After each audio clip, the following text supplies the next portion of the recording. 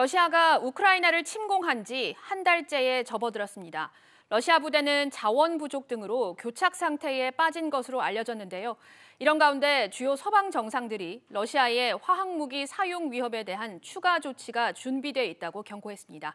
정윤영 기자. 네, 정윤영입니다. 네, 우선 미국, 유럽 등 주요국 정상들이 모여서 회의를 했는데 구체적으로 어떤 내용이 논의가 됐습니까?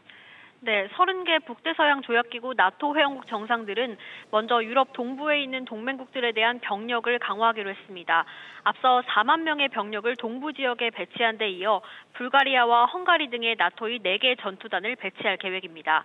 조 바이든 미국 대통령은 회의 이후 러시아를 주요 20개국 모임인 G20에서 퇴출해야 한다며 나토 정상회의에서 이 문제가 논의됐다고 밝혔습니다. 미국, 영국, 일본 등 주요 7개국 G7 정상들은 푸틴 러시아 대통령의 생화학, 핵무기 위협을 비판하며 필요시 추가 조치할 준비가 돼 있다고 경고했습니다. 또 러시아산 가스와 석유 의존도를 줄이려는 국가들에 대한 적극적인 지원도 약속했습니다.